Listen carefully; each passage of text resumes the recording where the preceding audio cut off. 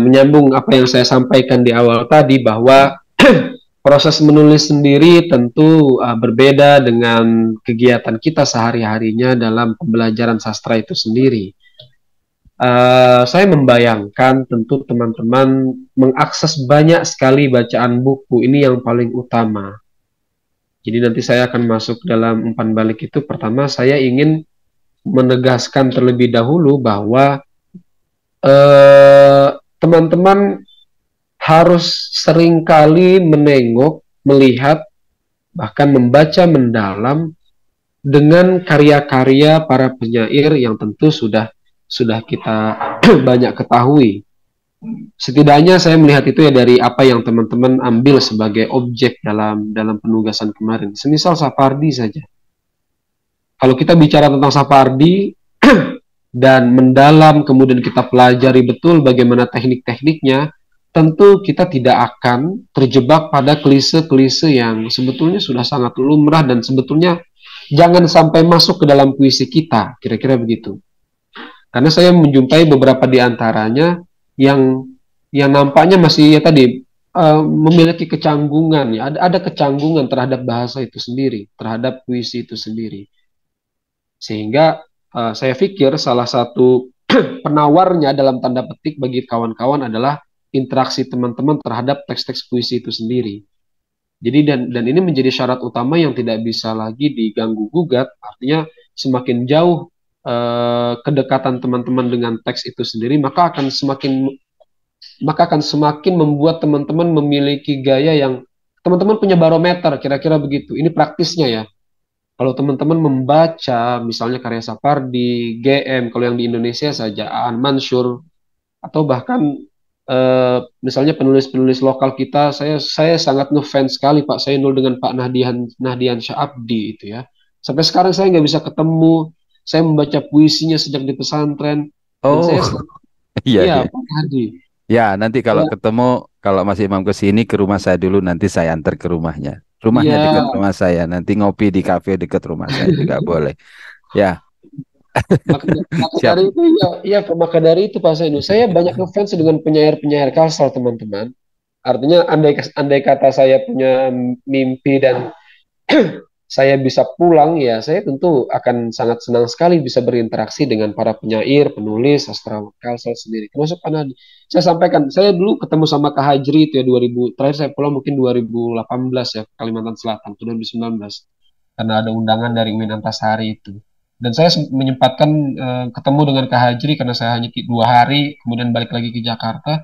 Saya bilang saya pengen banget ketemu nih Kak Hajri. Terus tapi karena jadwal tiketnya sudah dipesenin segala macam dan saya nggak bisa punya waktu luang yang lebih luas, jadi saya hanya titip salam dan kami berinteraksi di inbox Facebook gitu ya. Jadi beliau itu sangat intens sekali dan beliau tahu cara mengapresiasi. Mungkin teman-teman nanti punya agenda, Pak Sainul bisa diajak ini teman-teman main ke Pak Nahdi itu soal bagaimana beliau mencintai puisi. Saya pikir ya banyak hal yang nggak bisa terjelaskan oleh saya karena Pak Nahdi itu nggak punya rumusan A, B, C sebagaimana para pengkaji sastra atau misalnya orang yang bergelut dengan sastra, tapi beliau punya bahasa-bahasa yang saya pikir ini cinta gitu, bukan sebagai seorang peneliti atau pengkaji dan seterusnya.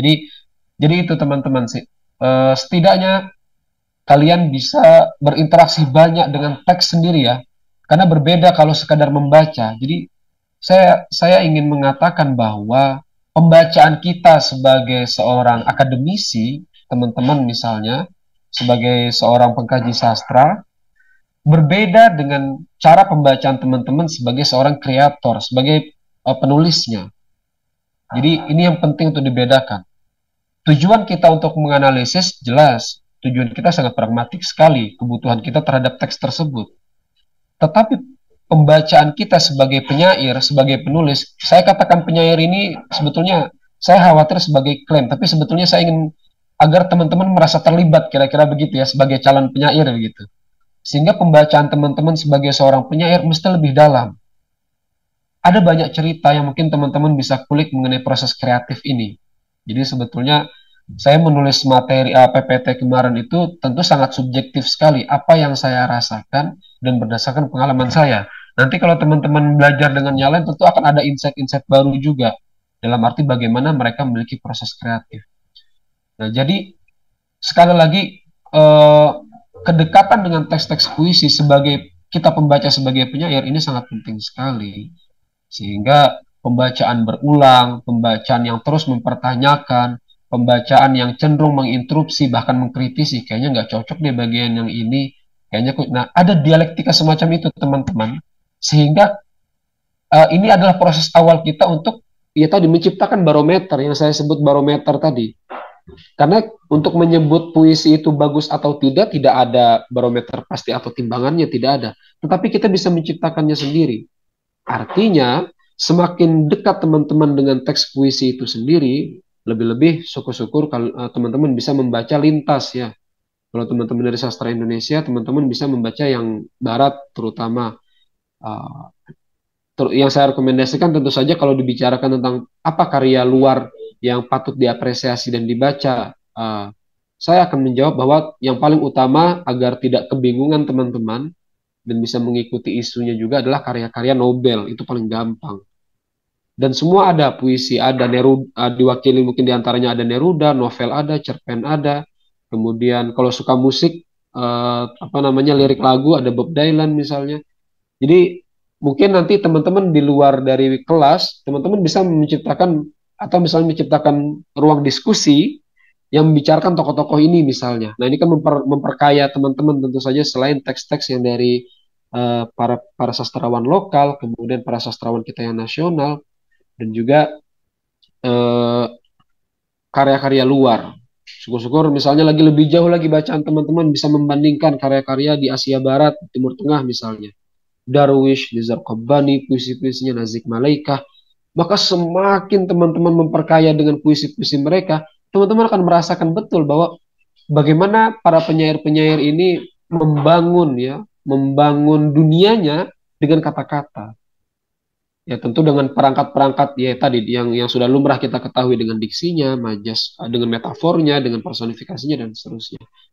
Jadi pesan saya yang paling utama adalah uh, agar teman-teman bisa ya dekat dengan teks puisi, dan saya pikir kalian mungkin Pak Sainul bisa buka buat program tuh nanti ke depannya Pak. Mereka harus datang ke kelas wajib bawa buku puisi.